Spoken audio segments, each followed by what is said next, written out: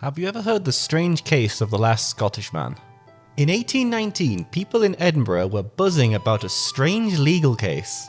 Not a daring robbery, not a prison escape, or even a royal scandal. Just a man. But not just any man. A Scottish man. And while it might not sound strange to find a Scottish man in Edinburgh, this was 112 years after Scotland and England had been merged. Legally, there were no Scottish or English people, just British. And yet, somehow, there was still one person officially recognised as a Scottish citizen. And here's the twist. He wasn't a Scot. He wasn't English. He was Chinese. Part 1. Who was this guy? His name was William Macao, and by pure coincidence, or legal chaos, he became known as the Last Scotsman. But that's just the ending. Let's look at how this happened, because William Macao's life reads less like a history book, and more like an 18th century immigrant legend. Part 2. A very risky decision. Around 1775, during the reign of China's Qianlong Emperor, a young man in his early 20s stood on the docks in the city of Macao. At the time, China was largely closed off to the outside world. Leaving the country was risky, discouraged, and in many cases, a one-way trip. But this young man still boarded a British merchant ship heading for a place he'd probably only heard about in stories: Britain. No one recorded his original name. No one wrote down his background. All that we know is that he wanted to see the world. From Macao to Mac. After several long months at sea, the man who would be known as William Macao finally arrived in Britain. At immigration, British officials did what they often did back then. They gave him a new name.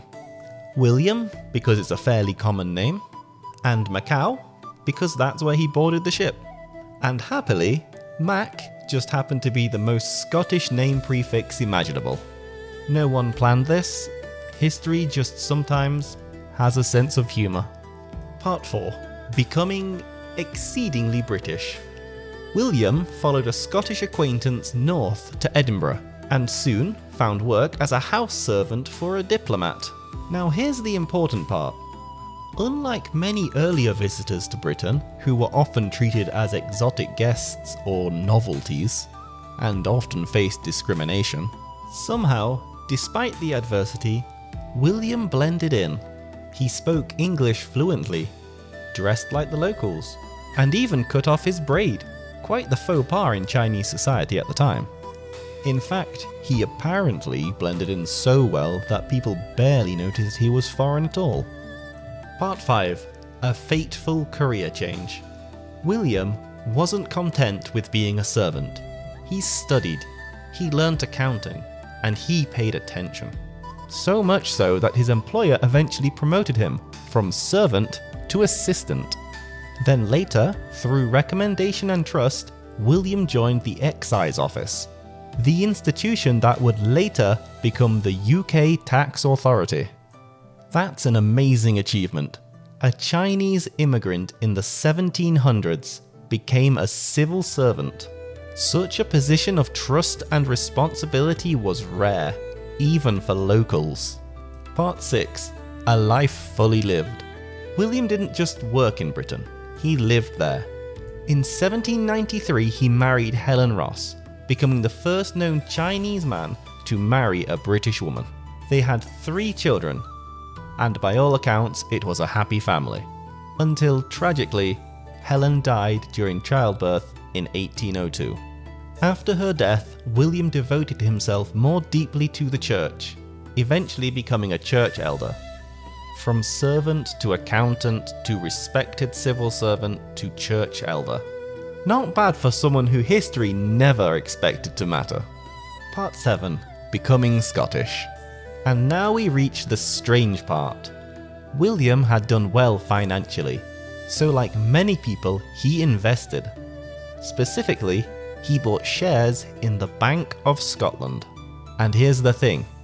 According to old Scottish law, Foreigners who became partners in the Bank of Scotland were automatically naturalized as Scottish citizens. But Scotland had already merged with England, which meant everyone Scottish had become British, except William, who was neither Scottish nor English. He was foreign. In 1819, the courts ruled, as long as he remains a partner of the bank, he must be regarded as a naturalized Scotsman. And they stopped there. They never clarified whether that made him British. But legally speaking, the only person officially recognized as a Scottish man was a Chinese man. And to their credit, the people of Edinburgh loved it. Part 8. Overturned but not forgotten. Regrettably, the ruling was overturned 18 months later, but the records remain. William Macao remains the only individual legally recognised as a Scottish citizen after the UK was formed. Eventually, he passed away peacefully in 1831 and was buried alongside his wife in Edinburgh. Back in China, the Qing Dynasty was still closed to the world, and the Opium Wars were less than a decade away. William had lived a life centuries ahead of his time. William Macao didn't change empires. He didn't win wars or lead a revolution. He wasn't a philosopher, explorer, or inventor. He wasn't a great man on whom history pivots. He was just a man, a Scottish man. And he proved something quietly powerful, that curiosity, adaptability, and courage can carry a person farther than borders ever could. And sometimes, history's strangest footnotes are its most human stories.